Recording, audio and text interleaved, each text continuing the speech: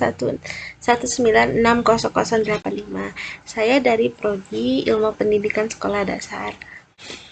Di sini saya akan menjelaskan atau mempresentasikan hasil skripsi saya yang berjudul Penerapan Mode Problem-Based Learning untuk meningkatkan kemampuan pemahaman konsep pada materi operasi hitung penjumlahan bagi siswa sekolah dasar. Adapun di sini di bab 1 yaitu latar belakang masalah. Pembelajaran matematika di sekolah dasar sangatlah penting bagi siswa supaya siswa mudah untuk berpikir berhitung. Pembelajaran matematika sangatlah berkaitan dengan kemampuan pemahaman konsep karena dapat membuat siswa untuk minat belajar, memecahkan masalah, dan siswa dapat berpikir kritis. Adapun masalah yang ada di dalam kelas, siswa tidak bisa memahami materi pembelajaran pada saat belajar dan siswa tidak bisa menghadapi soal penjumlahan dan tidak bisa menyelesaikan soal penjumlahan secara menyimpan maupun tidak menyimpan. Nah, adapun solusi peningkatan kemampuan pemahaman konsep pada materi operasi penjumlahan. Pembelajaran yang dapat meningkatkan kemampuan pemahaman konsep materi penjumlahan adalah model problem-based learning. Nah, di rumusan masalah yaitu terbagi ada 3. Yang pertama yaitu meningkatkan kemampuan pemahaman konsep terhadap penjumlahan pada siswa kelas 1 sekolah dasar dengan menggunakan model problem-based learning. Nah, yang kedua, bagaimana kesulitan siswa dalam meningkatkan kemampuan pemahaman konsep pada materi operasi penjumlahan dengan menggunakan model problem-based learning. Nah, yang ketiga, bagaimana kesulitan guru dalam meningkatkan kemampuan pemahaman konsep dengan menggunakan model problem-based learning. Nah, adapun tujuan penelitian. Tujuan penelitian terbagi ada 3, yaitu pertama, meningkatkan kemampuan pemahaman konsep matematika terhadap penjumlahan pada siswa kelas 1 sekolah dasar dengan menggunakan model problem-based learning. Nah, yang kedua, kesulitan siswa dalam pemahaman konsep pada penjumlahan model problem-based learning. Nah, yang ketiga, kesulitan guru dalam meningkatkan kemampuan pemahaman konsep dengan menggunakan model problem-based learning. Nah, adapun manfaat penelitian. Manfaat penelitian itu terbagi ada 4, yaitu pertama bagi guru, bagi siswa, bagi sekolah, dan bagi peneliti. Nah, saya akan menjelaskan bagi guru yang pertama. Nah, yang bagi guru ini terbagi ada 4, yaitu pertama, sebagai sarana perbaikan kinerja guru dalam mengembangkan penggunaan model pembelajaran. Nah, yang kedua, meningkatkan profesionalisme guru. Yang ketiga, menciptakan pembelajaran yang lebih menyenangkan. Yang keempat, sebagai bahan pemasukan dan sumbangan pemikiran kepada para guru dalam upaya kemampuan pemahaman konsep siswa sekolah dasar melalui model pembelajaran problem-based learning yang melibatkan aktif dalam belajar, pembuatan, dan menemukan masalah sendiri. Nah, adapun bagi siswa yaitu terbagi ada 4, yaitu pertama, memberikan wawasan yang lebih luas tentang penggunaan model problem-based learning. Nah, yang kedua, meningkatkan kemampuan pemahaman konsep, meningkatkan siswa pada saat kegiatan belajar agar siswa tidak mudah bosan. Nah, yang keempat, melatih dan membiasakan siswa untuk terlihat secara aktif dalam belajar. Ini saya akan menjelaskan bagi sekolah. Nah, bagi sekolah terbagi ada 3, yaitu pertama, meningkatkan kualitas pembelajaran. Yang kedua, menciptakan lulusan yang lebih berkualitas dan banyak pengalaman pembelajaran. Nah, yang ketiga, menambah kajian pengembangan ilmu dan pengetahuan yang berkaitan dengan penggunaan kemampuan model problem-based learning. Nah, bagi peneliti yaitu pertama, banyaknya pengalaman dan keterampilan. Memasukkan untuk melakukan penelitian sejenis dalam upaya meningkatkan kemampuan pemahaman konsep. Nah, yang ketiga yaitu kemampuan pemahaman konsep dan dapat mempraktik model pembelajaran yang lebih beragam. Nah, di sini juga di bab 3 yaitu adanya metode penelitian. Nah, di sini metode mixed method, metode penelitian kombinasi antara kuantitatif dan kualitatif. Adapun desain yang digunakan adalah sequential exploratory. Desain ini digunakan mendapatkan data secara kuantitatif terlebih dahulu dan diikuti penjelasan data kualitatif dan desain on group pre-test dan post-test. Nah, di sini juga ada subjek penelitian. Nah, subjek penelitiannya saya melakukan di kelas 1 yang berjumlah 28 siswa. Nah, lokasi yang penelitian saya ambil yaitu di SD Negeri Selacau, Desa Selacau, Kecamatan Batu Jajar, dan Kabupaten Bandung Barat. Instrumen penelitian yang pertama yaitu tes atau disebut dengan pre-test, materi operasi hitung penjumlahan yang berdasarkan kemampuan pemahaman konsep. Nah, kalau non-test atau disebut juga dengan post-test, ada terbagi dari 3 bagian yaitu observasi, wawancara, dan angket respon. Nah, angket respon ini ada angket respon siswa dan angket respon guru.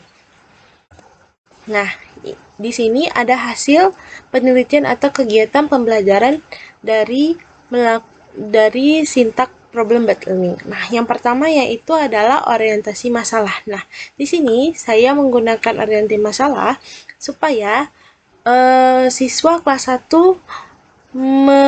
bisa memecahkan masalah yang siswa yang hadapi dalam belajar penjumlahan. Nah, yang kedua yaitu membimbing atau menyelidiki untuk belajar. Nah, di sini saya membimbing siswa tersebut dalam melakukan belajar berkelompok. Nah, yang ketiga, tahap ketiga yaitu berorganisasi siswa untuk belajar. Nah, di sini saya memberikan soal LKPD kepada siswa supaya mereka berdiskusi sama teman-temannya untuk mendapatkan jawaban dari soal tersebut. Nah, yang keempat, tahap pengembangan atau hasil karya.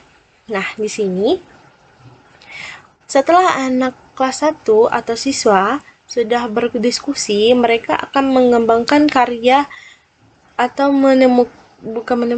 akan menyelesaikan tugas yang diberikan. Nah, yang kelima yaitu analisis dan evaluasi. Nah, siswa akan maju ke depan untuk menjelaskan hasil diskusi yang siswa kerjakan. Nah, saya juga menggunakan alat peraga untuk materi operasi penjumlahan dengan bola plastik dilihat di gambar di hasil penelitian. Nah, di bab 4 ini hasil penelitian yaitu peningkatan kemampuan pemahaman konsep pada siswa kelas 1 menggunakan model problem-based learning bisa terlihat di tabel berikut ini. Nah, pre-test itu hasilnya 50, post-testnya hasilnya 100, end-gain score-nya hasilnya 0,79, end-score presentasinya hasilnya 79,41, dan kriterianya hasilnya sedang.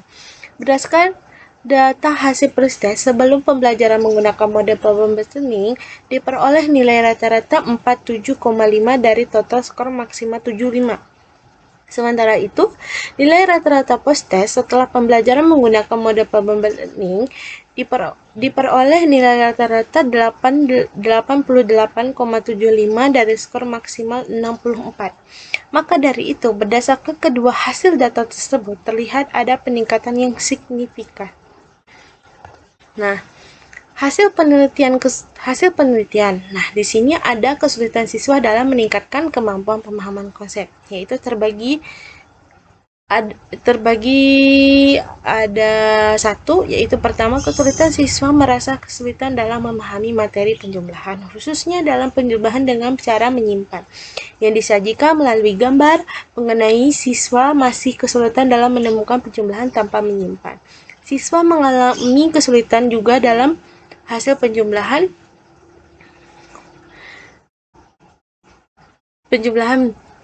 dan minat belajar siswa juga kurang pada matematika. Nah, kesulitan guru dalam penerapan model problem-based learning, kesulitan yang dialami guru pada saat mengikuti pembelajaran matematika materi penjumlahan menggunakan model problem-based learning yaitu terkendala dalam keterbatasan alat peraga dan atau media pembelajaran. Nah, di bab 5 ini saya akan menjelaskan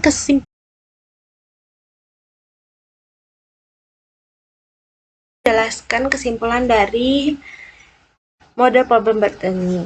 Nah, yang pertama, penerapan model problem-based learning dapat meningkatkan kemampuan pemahaman konsep matematika materi operasi hitung penjumlahan. Hal tersebut didasarkan pada nilai Gn ada kategori sedang. Hasil lembar observasi guru dan siswa untuk mengukur penerapan model problem learning adalah kategori yang sangat baik. Nah, yang kedua, kesulitan yang dialami oleh siswa pada saat pembelajaran menggunakan problem learning, yaitu sering lupa akan penjumlahan tanpa menyimpan dan kesulitan mengaplikasikan penjumlahan dengan teknik menyimpan. Siswa masih kebingungan dalam menuliskan jawaban dengan ketahui ditanyakan mengisi jawaban penjumlahan tanpa menuliskan jawaban dengan diketahui.